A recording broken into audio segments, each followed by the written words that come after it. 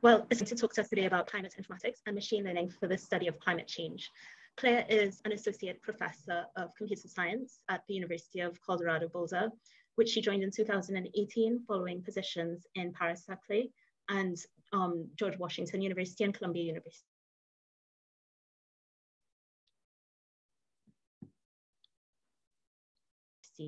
She completed and she holds a Bachelor's of Earth and Planetary Science from Harvard. Her research is on machine learning for climate change. And one of the great initiatives Claire Monteleoni started in 2011 was she co-founded the International Workshop on Climate Informatics. And it's going to be 10 years this year. So it's a great pleasure to welcome you, Claire, and I'm looking forward to your talk. Thanks so much for the kind introduction, and thanks for inviting me. I hope to someday visit Manchester.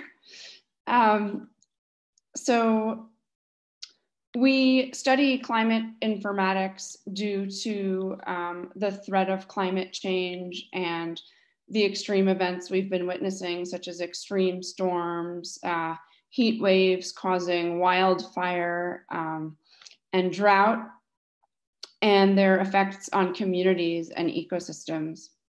And climate informatics is based on the vision that machine learning can shed light on climate change. So we have critical mass, so this sort of joint field bringing together data science, AI, machine learning with climate science and the study of climate change, we call climate informatics. And as Danielle mentioned, we've been running first a workshop, and now it'll be a conference for 10 years now. And we were supposed to be in Oxford. We will be virtual.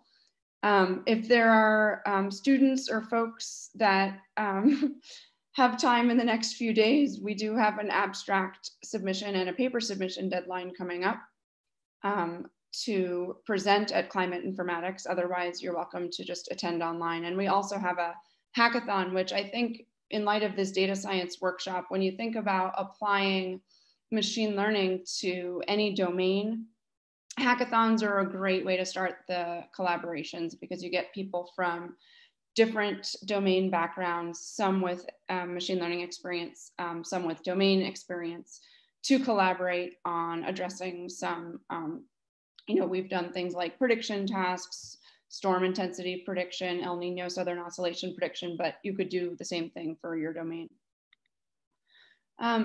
So 5 or 6 years ago, we were talking to NeurIPS, a top machine learning meeting, trying to get more people to work on climate change. And similar to bioinformatics, you can imagine sort of the early days of bioinformatics where you're just sort of imagining where machine learning might have an impact. We broke the world down into these various problem areas, but I want to emphasize, while there's been some work in each of these areas and a lot of interesting open problems in each of these areas, we may just be scratching the surface. Of course, machine learning could have a lot more impact. So there's issues of if you just have data from ice cores or tree rings and other sort of proxies of what temperature was in the distant past, how can we reconstruct past climates, which is very important to put the current climate in context. In green are areas that my group has worked on. And of course, in 20 minutes, I'm only gonna do one, which is climate downscaling. So I'll get to that shortly, but we've also done work on, if you look at the Intergovernmental Panel on Climate Change, there's 35 models from all different teams and labs throughout the world that inform it. And if you look at future predictions, there's a lot of disagreement and variance across those mathematical models, those physics-driven climate simulations. And so we've done work showing that you can use AI to sort of reduce uncertainty on those ensemble predictions. All of the problems involve spatiotemporal data with interesting dependencies. So if that's your area of expertise, that might be a way that you could collaborate with someone in climate, because there's very interesting spatiotemporal data problems. And we just showed those pictures of the megastorms and the extremes. Well, it turns out there's a lot of uncertainty around extremes and how they may change with climate change. And we've worked some there. I mentioned briefly well, we did a hurricane intensity prediction hackathon, and we did a hurricane track prediction paper recently. But we don't have too much time, and I'm not going to do all three of these. I just wanted to mention, for those that are particularly interested in deep learning, we've recently done some unsupervised and semi-supervised deep learning in an avalanche detection task. This was with Météo France, which is, the French meteorological division of the government, to detect avalanches in the Alps. I'm going to talk specifically today just about the middle topic, unsupervised deep learning for downscaling. And then, as I mentioned, we did hurricane track forecasting. That was a completely supervised setting, but there were some interesting data fusion issues that we had to address with our deep learning architecture.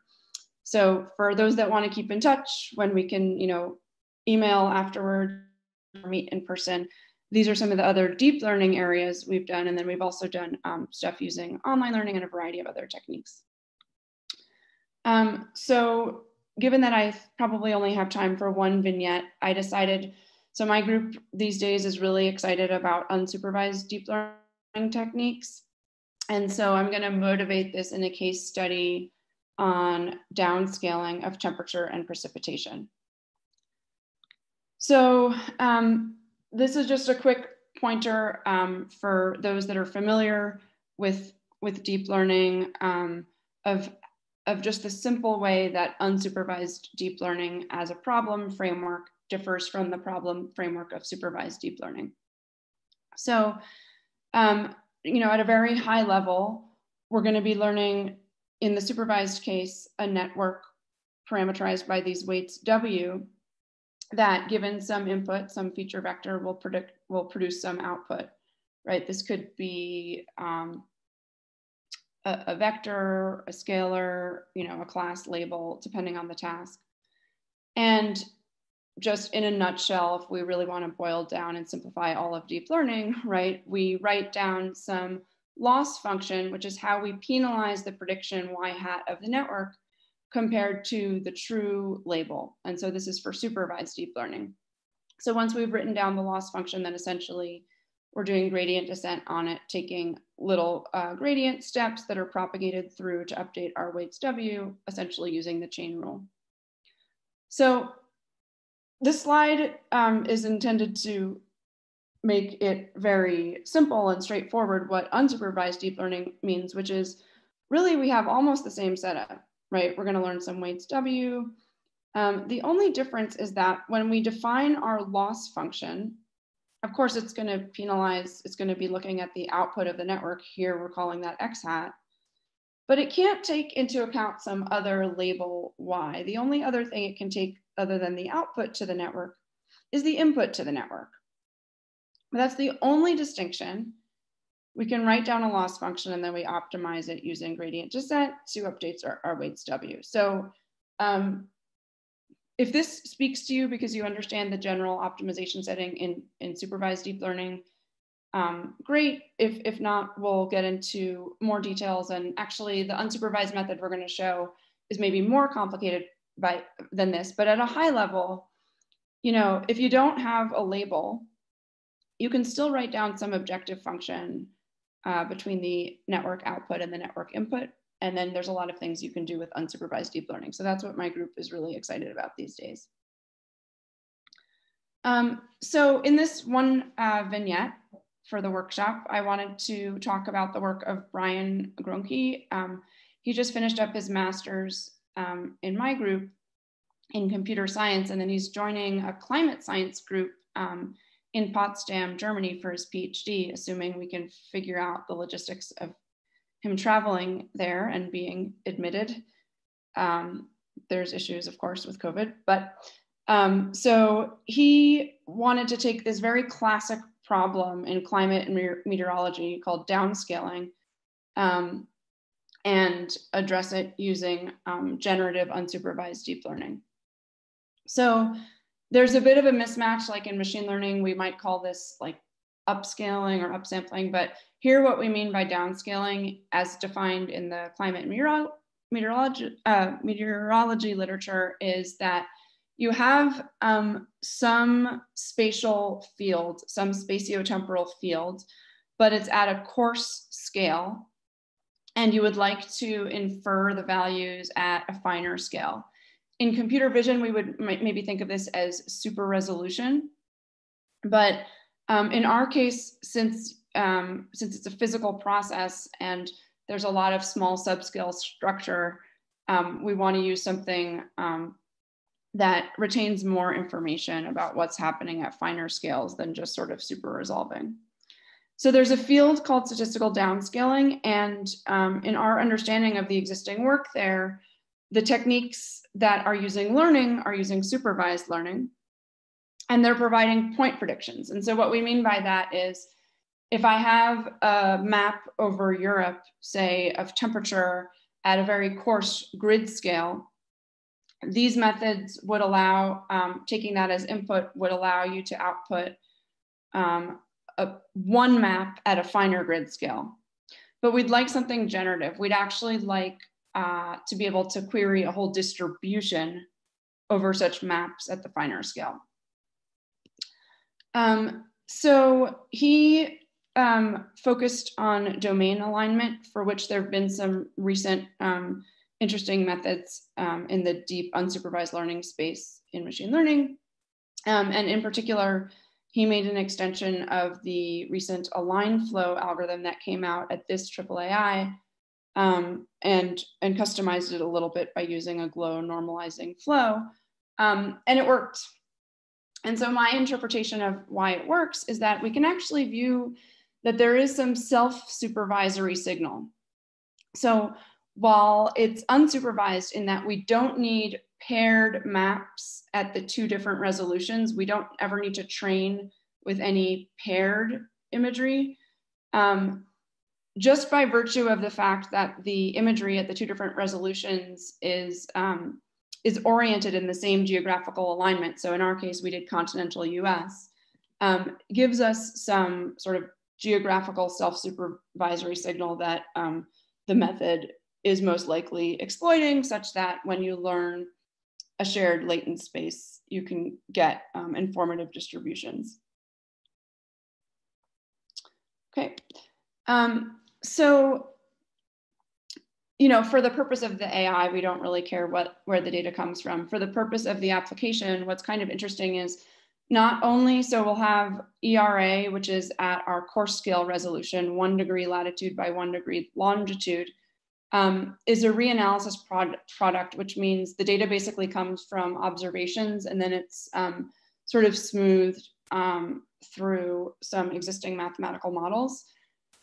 And then we have WRF, which is a numerical weather prediction model. So that's simulated data at high resolution. So this is at 1/8 degree resolution in latitude and longitude. That's our finer scale. So what's interesting from the sort of weather perspective, maybe not from an ML perspective, is that these are actually, not only are they at different resolutions, these are generated from different processes. We have observations and we have simulations. And so we had, we did a temperature task. That's some of the data examples are visualized on the top. And we also did a precipitation task. And we can compare what the coarse and fine-grained precipitation maps looked like on the bottom. So domain alignment is a task being studied in machine learning where we have two different random variables. And essentially we want to learn an invertible mapping F as follows. So if we sample from the marginal of X, we, by then applying F to those samples, will approximate the marginal of Y. Similarly, if we sample from the marginal of Y, applying F inverse to those samples, YI will approximate the marginal of X. Okay. So, you know, if we can do that, then we'll easily be able to downscale or even upscale, just go back and forth in a probabilistic way between the, in our setting, the coarse grained data, we'll call that, say, X, and the fine grained data, Y. Okay. So we're saying to view this as an approach to downscaling. Let one domain be the coarse grain data. It really doesn't matter. This is all symmetric, but we'll call it X for how I've drawn the figure. And we'll have the other domain, the fine-grained, be Y. And so ideally, what we want to learn is a shared latent space, so a joint distribution over X and Y. And we are going to do this via a distribution of a shared latent space Z. And this will be aided by making a conditional independence assumption. So we'll assume that conditioned on your latent variable Z, X and Y are conditionally independent. So all we need to know is that we're going to have IID samples from X, from the marginal of X, and IID samples from the marginal of Y. We will never need any paired maps, XY pairs. That's why it's unsupervised. And so you'll see that to get a meaningful joint over X and Y, it'll just remain to compute the conditional distributions of each domain given the shared latent space Z. And so we're using a technique called a line flow to do that,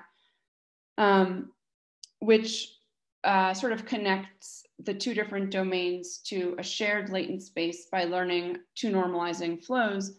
So normalizing flows start with a very simple prior distribution on your latent space Z, and then learn a series of invertible transforms so you can get a much more informative latent distribution. So if you started with an isotropic Gaussian, you can get much more informative distributions.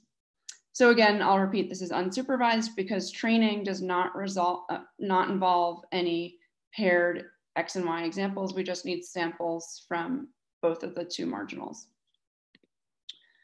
So this is the architecture. This is a figure made by the student Brian, but I mean, the architecture follows a line flow. He made the change of using glow as his normalizing flow because it yielded very realistic images on some, face task that these guys had published on. We thought it would be helpful in climate as well. This looks quite complicated. I guess the only things I want to emphasize are we're not going to change dimension when we go to the latent space. And so we'll stick with the number of points, so the size of the field as in the high resolution space. And so what we do at the low resolution space is simply upsample in the way that makes the least additional assumptions about information. So we'll just sort of look at what neighboring grid boxes have to compute an upsampling. In terms of training the neural network, actually the only parameters here are the glows, so the normalizing flow parameters. So we're learning this mapping from our very simple prior to now parameterize a bijection between our X inputs and our latent space Z, and then a separate one is learned for our Y inputs and our latent space Z. And we can compare with the machine learning benchmarks for the task. And we actually don't know of any other techniques that are unsupervised, let alone provide a generative model. So we had to compare only to supervised methods. And for the evaluation, we just evaluated on point predictions, meaning that we couldn't do an apples to apples comparison of our generative capabilities because these other two techniques were just producing point predictions. So BCSD is sort of the standard downscaling approach in the literature. And then this Banyo-Medina paper came out in Climate Informatics 2019. It's a supervised CNN approach.